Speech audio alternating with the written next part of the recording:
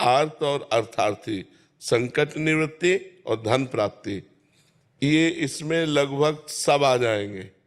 एक दो भक्त ऐसे होंगे जो ज्ञानी में और जिज्ञासु में होंगे, लाखों में नहीं, सब इसी में होंगे। कोई संकट पड़ा तो भगवान से प्रार्थना करते हैं, क्योंकि ईश्वर है, वो जगत के स्वामी हैं। अब हम किससे प्रार्थना करें?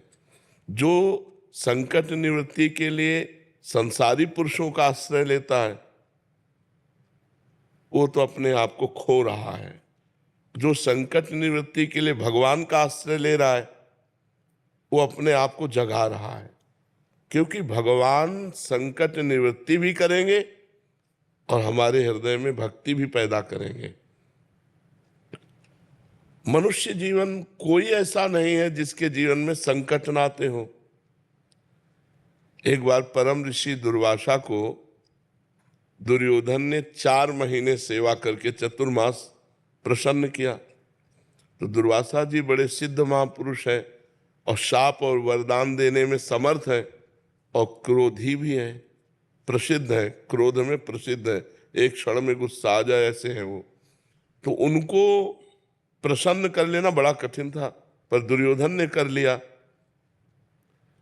अब वो जलता था पांडवों से, यद्यपि उस समय पांडव वनवास में थे। तो उसने विचार किया कि पांडवों का विनाश मांग ले, पर सोचा कि अगर सीधे विनाश मांगा तो हमारे ऊपर ही क्रोधित ना हो जाए। तो उसने कहा कि प्रभु 4 महीने हमारे यहाँ आपने सेवा का अवसर दिया, एक दिन हमारे बड़े भाई युधिष्ठिर को भी सेवा का अवसर दीजिए, 60,000 शिष्य साथ में।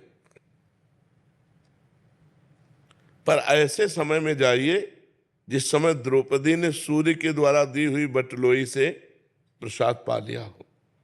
जब युधिष्ठिर जी के पास बहुत से ब्रह्म ऋषि भी वनवास में साथ गए तो उनको बड़ा लगा कि राज परिवार से भोजन इन सब ब्रह्म ऋषियों का हो जाता था, अब कैसे होगा। तो उनको विचार आया कि संपूर्ण जगत को प्रकाश देने वाले भगवान सूर्य ही हमें रास्ता दिखाएंगे। तो भगवान सूर्य की आराधना की। तो भगवान सूर्य ने एक बटलोई दी थी और उस बटलोई का प्रभाव था, जब तक द्रौपदी जी पा नहीं लेंगी तब तक चाहे करोड़ों अरबों लोग आ जाए, उसी से सारा भंडारा हो जाएगा, उसी से सब्जी, उसी से खीर, उसी से पूड़ी, जो जो चाहो, जो संकल्प करोगे वो बटलोई दे देगी।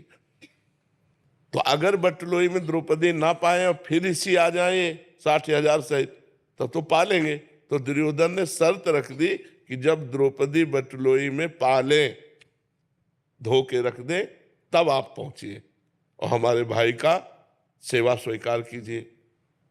उसने बड़ी गणित लगाई थी कि जब जाएंगे तो आखिरकार निमंत्रण देना ही पड़ेगा।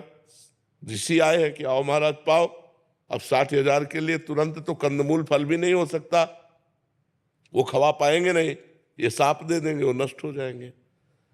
जो दुष्ट प्रकृति का होता है वो बड़ी से बड़ी साधना का फल भी दूसरों का नाश मांगता है, और दूसरों का नाश मांगने वाले का दूसरे का हो कि ना हो उसका पहले नाश हो जाता है। अब दुर्वासा जी ध्यान के द्वारा देखा कि जब द्रौपदी जी बटलोई में से प्रसाद पा लिए और धो के रख दिए, सोई पहुंच गए। अब गृहस्थ धर्म का एक सबसे बड़ा धर्म है आतिथ्य धर्म। आतिथ्य धर्म दरवाजे पर आए हुए का स्वागत करना।